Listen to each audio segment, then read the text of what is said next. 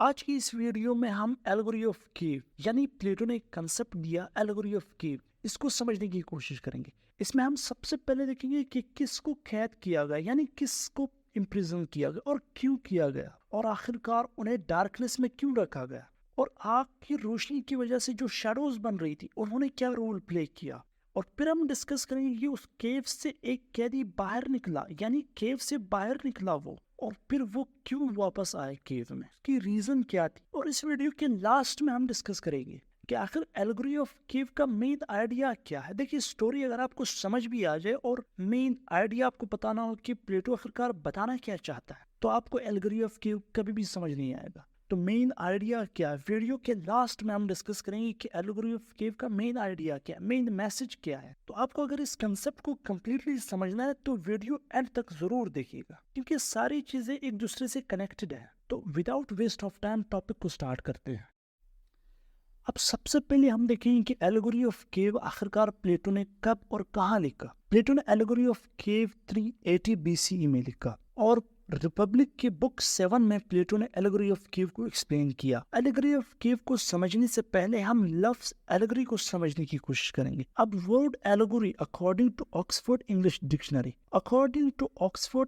Dictionary, allegory का मतलब है स्टोरी, पिक्चर और a piece of art that is use as a symbol, यानी उसको एज अ सिंबल हम यूज करते हैं और उसके अंदर एक हिडन मैसेज मौजूद होता है। वो मैसेज मोरल भी हो सकता है, पॉलिटिकल भी हो सकता है। इसी तरह प्लेटो के एल्गोरी ऑफ केव में भी एक हिडन मैसेज है, यानी वो सिर्फ एक स्टोरी नहीं बल्कि एक हिडन मैसेज भी है, जो कि हम वीडियो के लास्ट में डिस्कस करेंगे। तो पहले हम समझने की कोशिश करेंगे कि एल्गोरी ऑफ केव में प्लेटो हमें बताना क्या चाहता है और एल्गोरी ऑफ केव है क्या। आज हम देखेंगे प्लेटो का एल्गोरी ऑफ केव। आखिरकार प्लेटो बताना क्या चाहता है यहाँ पे। प्लेटो हमें कहता है कि इमेजिन करें कि केव है जहाँ पर कुछ लोगों को कैद किया हुआ है, और कब से किया है, यानी उनके पैदाइश से वहाँ पर उन्हें कैद कर दिया गया है। उनके हाथ बंधे हुए हैं और वो सिर्फ एक सामने की दीवार को देख सकते हैं, यानी वो सराउंडिंग में नहीं देख सकते। और उन प्रिजनर्स के पीछे आग की रोशनी है। उस आग के और उस प्रिजनर्स के दरमियान एक रास्ता है, उस रास्ते में मुख्तलिफ लोग गुजरते हैं। जब वो लोग गुजरते हैं तो उनके हाथ में कुछ ऑब्जेक्ट्स होते हैं। आग के जलने की वजह से उन ऑब्जेक्ट्स की शेडोज बनते हैं। किस चीज के ऊपर? उनके शेडोज बनते हैं वॉल के ऊपर। अब वो प्रिजनर्स जो है, प्रिजनर सिर्फ उस वॉल को देख सकते हैं, यानी वो सामने उनके फ्रंट पे जो है वो वॉल है और वो उसी वॉल को देख सकते हैं। तो वो इस ऑब्जेक्ट के जो उन लोगों के हाथ में है, उन ऑब्जेक्ट्स के शेडोज को सिर्फ देख रहा है, और वो प्रिजनर समझ रहे कि शायद रियलिटी यही है, और वो कुछ भी नहीं जानते कि ये ऑब्जेक्ट्स तो रियलिटी नहीं है बल्कि ये तो शेडोज है। अगर इन्हें आप कह भी दो कि ये शेडोज है, ये रियलिटी नहीं है, क्योंकि उन्होंने नहीं देखी कि रियलिटी क्या है, वो इस बात को मानेंगे भी नहीं। वो सिर्फ इसी बात को मानेंगे कि जो वॉल्स पे शेडोज बन रहे यही रियलिटी है। अब इन कैदियों में से एक कैदी आजाद हो जाएगा। अब आजाद होते ही जब भी वो आग की रोशनी को देखेगा तो वो कंफ्यूज हो जाएगा। इस कंफ्यूजन और हैरानी की कैफियत में उसे ये भी पता चल जाएगा कि हम जिन चीज़ों को रियलिटी समझ रहे थे वो असल में रियलिटी नहीं थी, बल्कि वो सिर्फ शेडोज थे, उन ऑब्जेक्ट्स जो कि इस रोशनी की वजह से वहां पर शेडोज बन रही थी। अब वो आजाद तो हुआ था, मगर केव से निकलेगा, यानी केव से बाहर आएगा वो। अब केव से निकलते ही जब वो सनलाइट की रोशनी को देखेगा तो सनलाइट की रोशनी की इंटेंसिटी की वजह से, क्योंकि उसने अभी तक रोशनी नहीं देखी, तो उस इंटेंसिटी की वजह से वो कुछ वक्त के लिए कुछ भी नजर नहीं आएगा। अब वक्त गुजरने के साथ साथ वो अडॉप्ट हो जाएगा सनलाइट के साथ, यानी अब वो आहिस्ता आहिस्ता उसे कुछ चीज़ें नजर आएंगी। और ये एक नेचुरल फिनोमिना है। अगर आपने ज़्यादा टाइम डार्कनेस में गुजारा है और आप जैसे ही बाहर निकलते हैं तो आपको चीज़ें क्लियर नज़र नहीं आती, मगर 5 सेकंड या 10 सेकंड के बाद आप वापस नॉर्मल हो जाते, आपको सारी चीज़ें क्लियर नज़र आना शुरू हो जाती। तो इस प्रिजनर्स के साथ भी यही हुआ, जो कि आज़ाद होकर केव से बाहर निकला। केव से बाहर निकलते ही सबसे पहले तो सूरज की रोशनी की वजह से उसे कुछ नज़र नहीं आया, मगर कुछ अरसे के बाद उसे सारी चीज़ें क्लियर नज़र आना शुरू हो गई। अब यहाँ पर प्लेटो हमें बताना चाहता है कि अब उसे रियलाइज होगा कि रियलिटी असल में यहाँ पर है। रियलिटी वो जो केव में थी वो रियलिटी नहीं थी, वो सिर्फ शेडोज थी। बट यहाँ पर ये बात याद रखने की कि ये सिर्फ एक सिंपल स्टोरी नहीं है। यहाँ पर प्लेटो हमें कुछ और बताने की कोशिश कर रहा है, जिसे हम आगे जाकर डिस्कस करेंगे कि आखिरकार इस पूरी स्टोरी का मतलब क्या है। इस सनलाइट का क्या मतलब है, इस केव का क्या मतलब है, यहाँ पर जो शेडोज बन रही इनका क्या मतलब है, वो हम आगे डिस्कस करेंगे। यहाँ तक हम लोगों ने जो डिस्कस किया वो है कि उस प्रिजनर ने, उस कैदी ने रियलिटी देख ली। अब वो वापस रिटर्न होगा ताकि अपने दोस्तों को बता सके कि ये जो चीज़ें हम देख रहे हैं, यानी जिन चीज़ों को हम रियलिटी समझ रहे थे, वो असल में एक्चुअल में रियलिटी नहीं है। रियलिटी तो आउटसाइड ऑफ द केव है, यानी केव से बाहर है। बट यहाँ पर एक बात आप लोगों ने याद रखनी है कि वो अपने दोस्तों को कन्विंस नहीं कर पाएगा। उसके दोस्त उसकी बात नहीं मानेंगे। अब आप इस पिक्चर को देखिए। इस पिक्चर में फर्स्ट आप देखिए कि प्रिजनर्स हैं, उन्हें कैद किया गया है और यहाँ पर इनके बैक साइड पे एक फायर है और फायर और प्रिजनर्स के मिड में यानी दरमियान में कुछ लोग गुजर रहे हैं और उन लोगों के हाथ में डिफरेंट टाइप्स ऑफ ऑब्जेक्ट्स है और उन ऑब्जेक्ट्स का आप देख लें कि वॉल पे, यानी जिस वॉल को प्रिजनर देख रहे हैं, उस वॉल पे शेडो बन रहा है। अब वो शेडो क्यों बन रहा है? वो शेडो इस फायर की वजह से बन रहा है जो कि प्रिजनर्स के पीछे है। और फोर्थ पॉइंट पे आप देखिए कि इन कैदियों में से एक कैदी बाहर निकला, यानी एक प्रिजनर बाहर निकला और बाहर निकलते ही उसने जब सनलाइट की रोशनी देखी और जो रियल ऑब्जेक्ट्स थे उनको देखा, तो उसे रियलाइज हुआ कि हम जिन चीजों को रियलिटी समझ रहे थे वो तो सिर्फ शेडोज थी। रियलिटी तो आउटसाइड ऑफ द केव है। अब हम एलेगोरी ऑफ केव को 6 डिफरेंट स्टेजेस में डिवाइड करेंगे, 6 डिफरेंट फेजेस में डिवाइड करेंगे। यहाँ पर ये बात याद रखिए कि ये 6 फेजेस प्लेटो ने नहीं दी, ना ही प्लेटो की किसी बुक में है, बल्कि ये हम अपनी आसानी के लिए इसको 6 डिफरेंट फेजेस में डिवाइड कर रहे हैं। तो पहला स्टेज है रिस्ट्रिक्टेड एक्सपीरियंस। इसका क्या मतलब है? रिस्ट्रिक्टेड एक्सपीरियंस का मतलब है कि उनके एक्सपीरियंस को रिस्ट्रिक्ट किया गया, यानी वो प्रिजनर सिर्फ फ्रंट वॉल को देख सकते हैं जहां पर शेडोज बनती थी और वो अपने सराउंडिंग को एक्सपीरियंस नहीं कर पा रहे थे कि हमारे सराउंडिंग में क्या हो रहा है। वो सिर्फ एक लिमिटेड चीज को एक्सपीरियंस कर रहे थे और वो लिमिटेड एक्सपीरियंस था कि सिर्फ उन शेडोज को देख रहे हैं जो उस वॉल पर बन रहे हैं। यानी इसका यही मतलब है कि उनका एक्सपीरियंस लिमिटेड है। वो हर चीज को एक्सपीरियंस नहीं कर पा रहे उस केव में। वो सिर्फ उन ऑब्जेक्ट के शेडोज को देख सकते हैं जो फ्रंट वॉल पे बन रहे हैं। इसीलिए हम सबसे पहले कहेंगे कि रिस्ट्रिक्टेड एक्सपीरियंस, ये प्रिजनर्स का एक्सपीरियंस रिस्ट्रिक्टेड और लिमिटेड था। अब सेकंड पॉइंट क्या? सेकंड पॉइंट है इल्यूजरी इमेज। इल्यूजरी इमेज का क्या मतलब है? इसका मतलब है कि यानी वो जिन चीजों को देख रहे थे वो रियलिटी नहीं थी, वो सिर्फ शेडोज थी। उन्हें इस चीज का पता नहीं था कि हम जिन चीजों को देख रहे हैं वो रियलिटी नहीं है और वो रियल इमेजेस नहीं है, वो सिर्फ उस रियलिटी के शेडोज है। अब थर्ड पॉइंट है रियलाइजिंग द डिसेप्शन। उन प्रिजनर्स में से एक प्रिजनर बाहर चला गया, यानी एक प्रिजनर आज़ाद हुआ। जब वो आज़ाद हुआ तो उस प्रिजनर को रियलाइज हुआ कि हम जिन चीज़ों को रियलिटी समझ रहे थे वो रियलिटी नहीं है। यानी उन्हें रियलाइज हुआ, उस कैदी को या उस प्रिजनर को जो कि आज़ाद हुआ था, उसे रियलाइज हुआ कि हम जिस चीज़ को रियलिटी समझ रहे थे वो असल में एक धोखा था, वो रियलिटी नहीं थी। रियलिटी तो आउटसाइड ऑफ द केव है। अब फोर्थ पॉइंट है सीइंग द लाइट। ये पॉइंट हम पहले भी डिस्कस कर चुके हैं कि जब वो कैदी आज़ाद हुआ, यानी वो प्रिजनर जब आज़ाद हुआ, तो जब उसने आग की रोशनी को देखा तब उसे रियलाइज हुआ कि ये आग की रोशनी ही थी जिसने ये शेडोज बनाए वॉल के ऊपर और जिन शेडोज को वो रियलिटी समझ रहे थे एक्चुअली में। अब फिफ्थ पॉइंट है इमर्जिंग फ्रॉम द डार्क। यानी वो प्रिजनर जब केव से बाहर निकला, केव से जैसे ही वो बाहर निकला तो उसने सनलाइट ऑब्जर्व की और क्योंकि वो सनलाइट का हैबिचुअल नहीं था, इसलिए उसे कुछ वक्त लगा उन चीज़ों को क्लियरली देखने में। अब last point, a superior world. A superior world से क्या मुराद है कि जब वो प्रिजनर बाहर निकला, यानी जब उसने रियलिटी को ऑब्जर्व किया, तभी उसे अंदाज़ा हुआ कि एक्चुअली में रियलिटी इस मटेरियल वर्ल्ड में एग्जिस्ट करती है।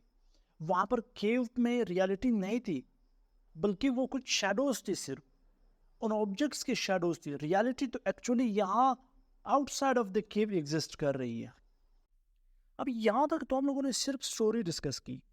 अब इस स्टोरी का मेन मैसेज क्या है, इस स्टोरी का मेन आइडिया क्या है, या प्लेटो हमें बताना क्या चाहता है?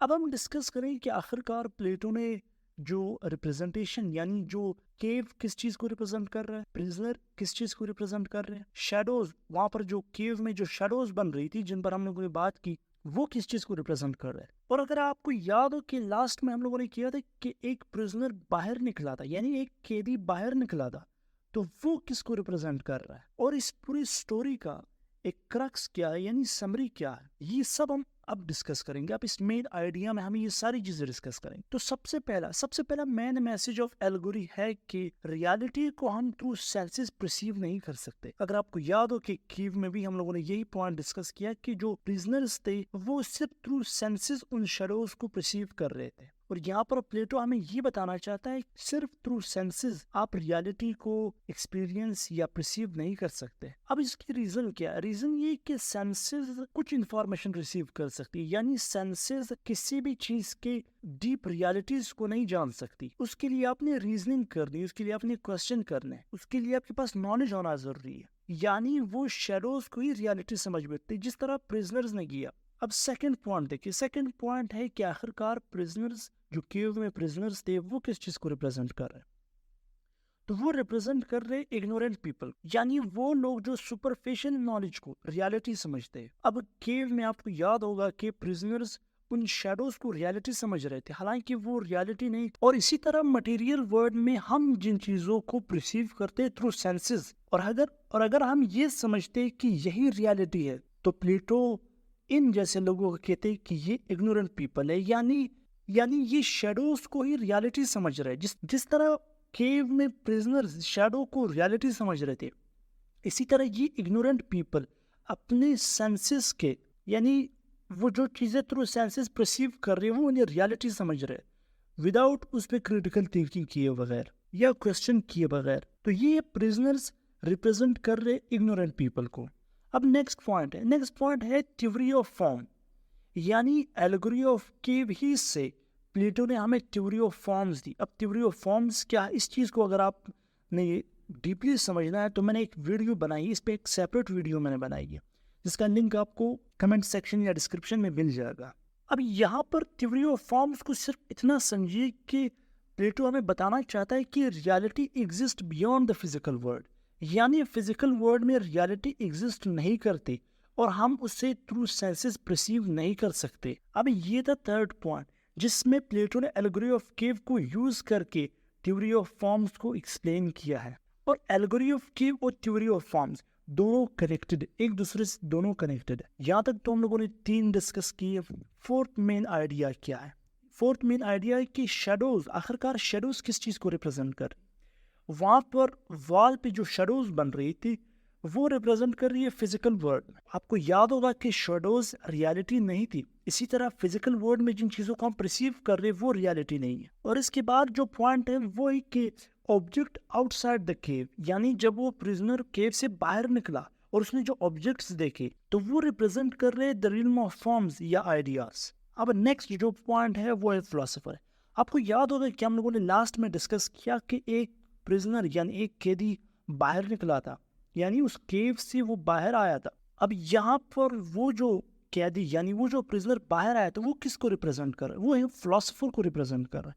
अब फिलोसोफर को क्यों रिप्रेजेंट कर रहा है? एक पॉइंट याद रखें, वो जो प्रिजनर था वो इसलिए बाहर गया था ताकि रियलिटी को जान सके, ताकि वो देख सके कि ये जो शेडोज है ये रियलिटी है या आउटसाइड भी रियलिटी एग्जिस्ट करती है। मगर जब वो केव से बाहर आया तब उसे पता चला कि reality outside of the cave exist कर रही है।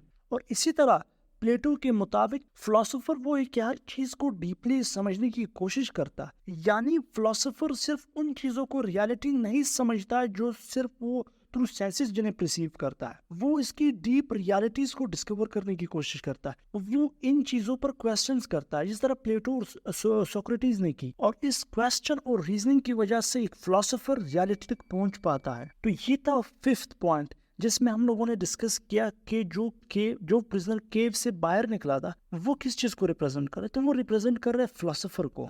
अब यहाँ पर पॉइंट नंबर 6 है कि सनलाइट, यानी पूरी स्टोरी में जो हम लोगों ने सनलाइट को डिस्कस किया, अब वो सनलाइट किस चीज को रिप्रेजेंट कर रहा है। यहाँ पर याद रखिए कि हम ये पॉइंट डिस्कस कर चुके हैं कि जब वो प्रिजनर केज से बाहर आया तो आपको याद होगा कि उसने ज्यादा अरसा डार्कनेस में गुजारा है, यानी ज्यादा टाइम उसने अपनी पूरी लाइफ डार्कनेस में गुजारी है। तो जब वो केव से बाहर आया, तो जब उसने सनलाइट को डायरेक्ट देखा तो उसकी आईज में एक पेन स्टार्ट हुआ, यानी उसकी आईज ने कभी भी सनलाइट की रोशनी नहीं देखी थी और वो इसकी आदी नहीं थे, क्योंकि एक सडन चेंज आया है डार्कनेस से सनलाइट, डायरेक्टली एक सडन चेंज आया है यहाँ पर। इस सडन चेंज की वजह से इसकी आईज में एक पेन महसूस होगा उसे उस सनलाइट की रोशनी की वजह से। तो यहाँ पर देखिए आखिरकार ये पेन और ये सनलाइट किस चीज को रिप्रेजेंट कर रहे हैं। ये रिप्रेजेंट कर रहे हैं कि जब भी आप एक ट्रू नॉलेज यानी रियलिटी को समझने की कोशिश कर जब आप स्टार्ट कर देते हो,